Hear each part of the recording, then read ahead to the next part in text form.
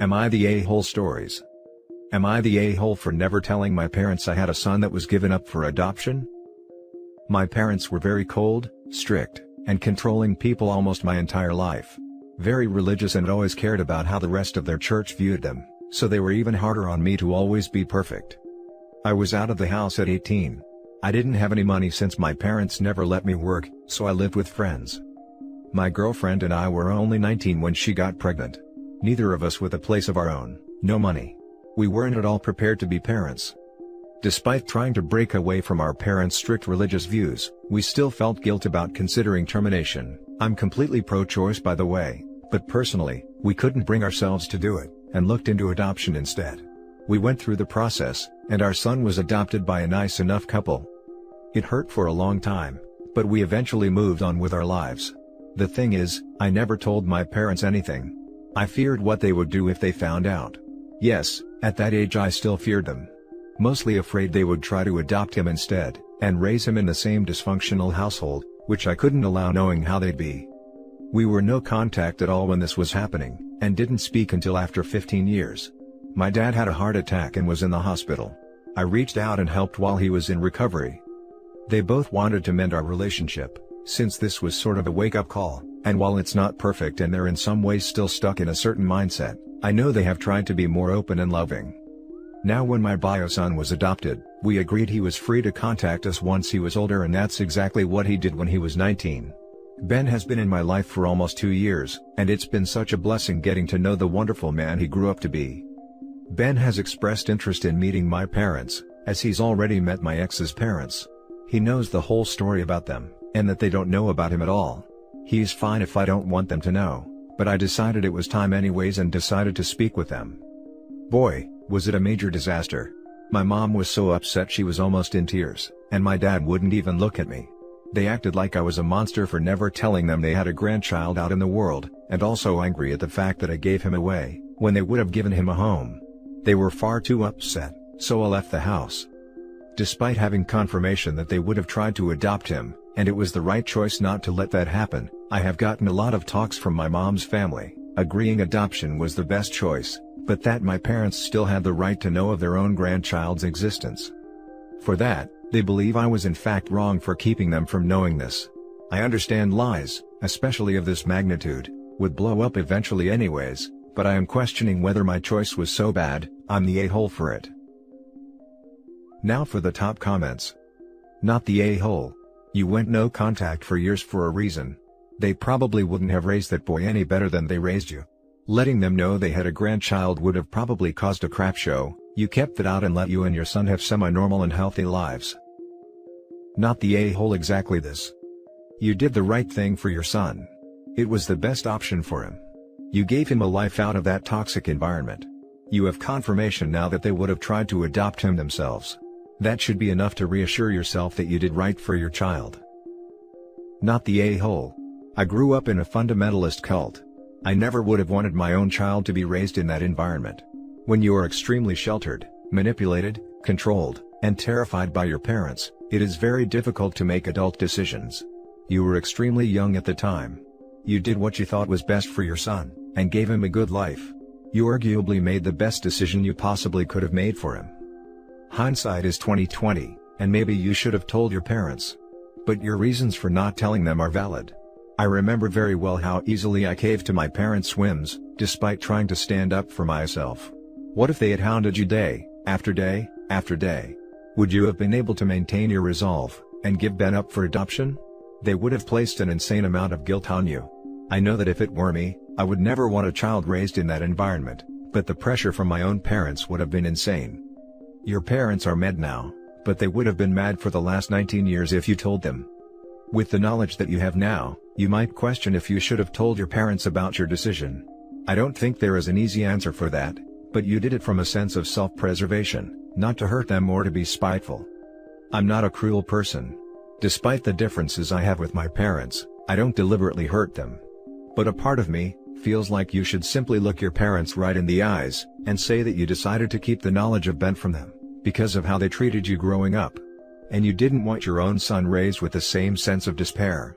But I also know how parents like ours play the victim, and it would only make things more volatile. When my parents tell me they are disappointed with me now, in my own head I just shrug my shoulders like, you were never proud of me growing up, so how is this different?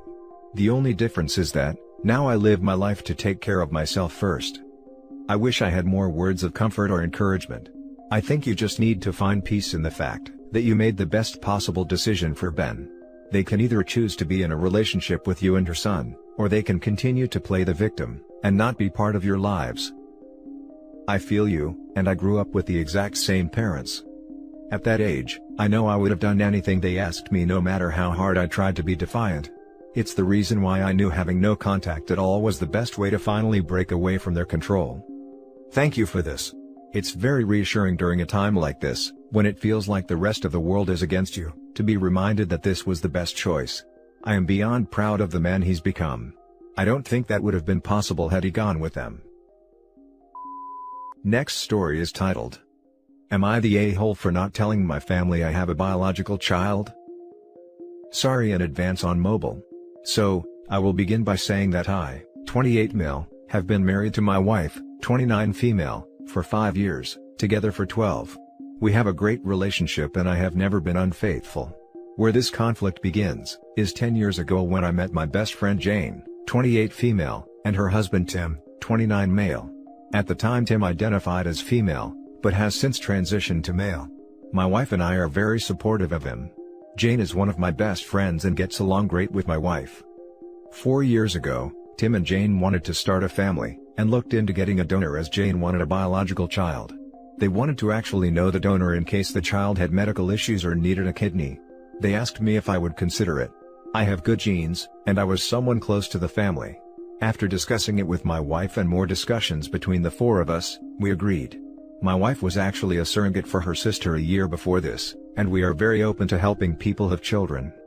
We signed a contract with Jane and Tim, making sure all legalities were taken care of. Their son Gabe was born 3 years ago now. The role I play in his life is the fun uncle who spoils him, and occasionally watches him. Tim is his father in every important way. We agreed that we would tell Gabe when he was older, that while Tim is his father, I am his biological donor. I didn't tell my family, because I didn't want them interfering in Gabe's life. My mother can be a bit much. Tim and Jane should be able to raise their son without interference. We were all happy with this arrangement. Now that he is older, Gabe has started to look more and more like me when I was his age. For Thanksgiving Tim, Jane, and Gabe came over after quarantining themselves for 2 weeks. My mother did a drive-by, and saw Gabe sitting on my shoulders. Something must have clicked and she put 2 and 2 together. She called me later, crying asking if I was Gabe's father. I told her I am his donor, and that Tim is his father. She blew up at me. How I am depriving her of one of her grandchildren. My sister has 3 children. My sister later called and was pissed, but when I explained the situation, she understood. She just said we shouldn't keep secrets like this. I told her it was none of their business, and we have no say in how Tim and Jane raise Gabe. She called me an idiot. My mother will not talk to me. My dad has said they had a right to know, and want to be part of Gabe's life. So, am I the a-hole for not telling my family I have a biological child? Now for the top comments. Not the a-hole. Gabe is not her grandchild, and she isn't entitled to him. Well, actually the child is her grandchild biologically, but she will have to accept that her son was acting as the donor and legally isn't the father. Gabe is not her grandchild, legally or socially. That doesn't trump the weak biological connection. Not sure what your comment is supposed to prove. Not the a-hole. Absolutely not. They're turning a selfless gift into a selfish act. It is not and will never be about them. You need to do everything in your power to protect Gabe, and Tim and Jane from your family. They should also know that they know this well, so Tim and Jane can be on the lookout for future run-ins. Not the a-hole, and your intuition about your nosy parents was exactly right. They have no right to be in Gabe's life. You and your wife sound like wonderful people, and I hope you all continue to be important parts of Gabe's development. Out. Now for the next story. Am I the a-hole for not wanting to be in a child's life that I gave birth to? Background: my best friend couldn't have children, the risk of her death was too high and she already was having fertility problems. So long story short, I agreed to be her family surrogate, mostly due to the fact that she was my best friend. I cannot stand her husband though, the only reason I did this was for her. So, I became pregnant with their child and everything went smoothly. There was a contract in place, that I wouldn't be financially responsible for the kid and so on. It was a pretty standard contract. Well, that was 6 years ago and my best friend died. Due to the 2020 plague, I wasn't able to attend her funeral. Her husband has been calling me recently that I should step up as the kid's mother, because I did give birth to her. He keeps calling, that I need to be in his daughter's life. After declining multiple times, I finally told him that kid isn't mine, even though I gave birth to her. That I have no obligation to do jack stuff, and that I'm not going to replace my best friend as her mother. He called me an a-hole and going to get his lawyer involved. So, am I the a-hole? Now for the top comments. You're not the a-hole. Let him get his lawyer. He doesn't have a legal leg to stand on. I am really sorry you're going through this. Keep records of your conversations in case you need to get a no-contact order. This sounds like he was not involved in parenting, and continuing to avoid it after his wife's death. Not the a-hole, although I'm nervous for the child. Yeah, looks like he's trying to get a free babysitter in OP. I agree, he's after a free babysitter, and faux stepmommy. Unless you want to go after full custody, cut him off, and out of your life. I'm sorry you and the kid lost someone who was important to you. Most definitely not the a-hole. This guy sounds like he's wanting someone to do all the work for him, and he's obviously not the best guy based on your judgment of him. He can get all the lawyers involved that he wants, a contract is binding. He needs to be the one to step up. Not the a-hole. Right, I get the feeling he didn't want a kid, his wife did, and he agreed to it. He doesn't want her to take responsibility, he wants to push the child off to someone else so he won't have to care and raise for her. Now for the last story. Am I the a-hole for making potentially embarrassing family genealogy discoveries visible on Ancestry.com?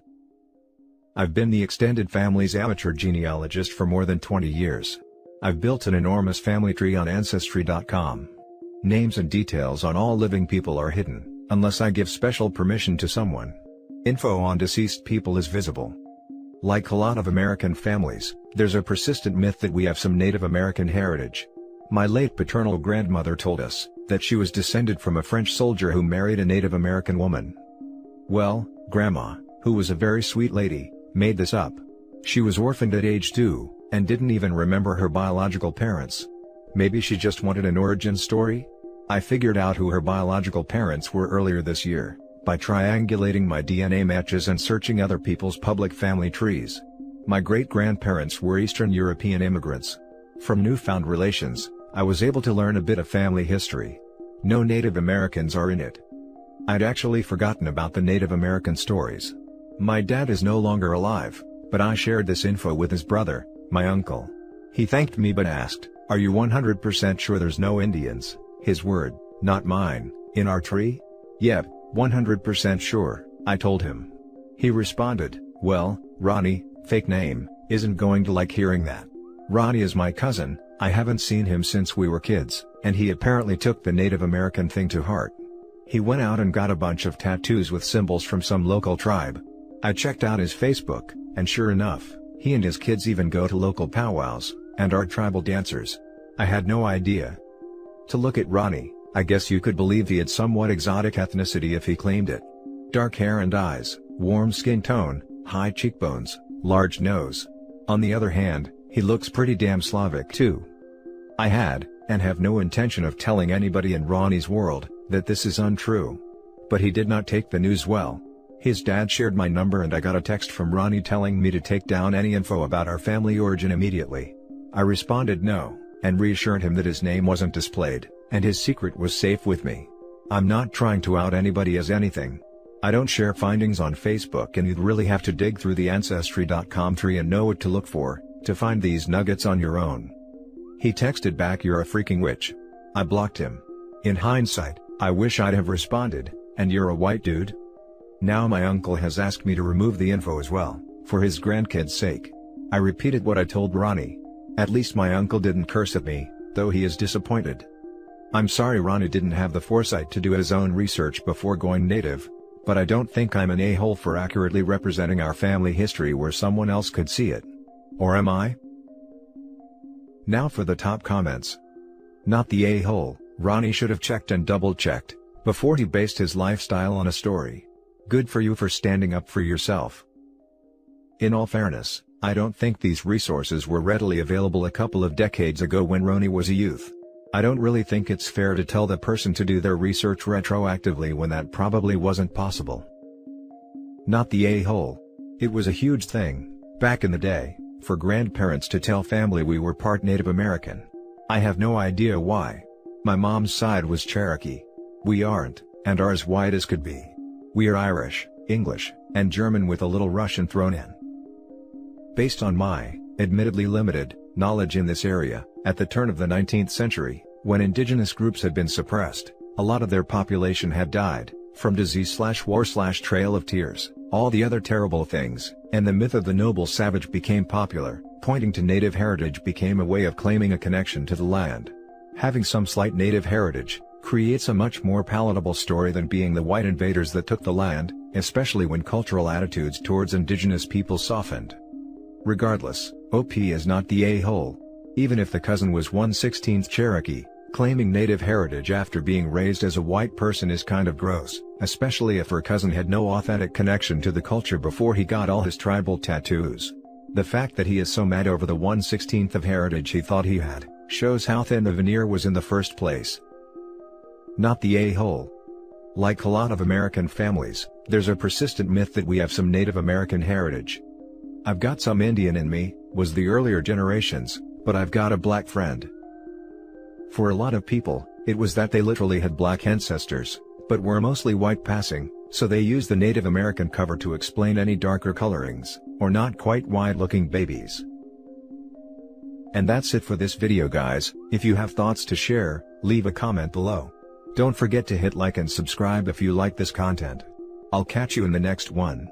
Good day everyone.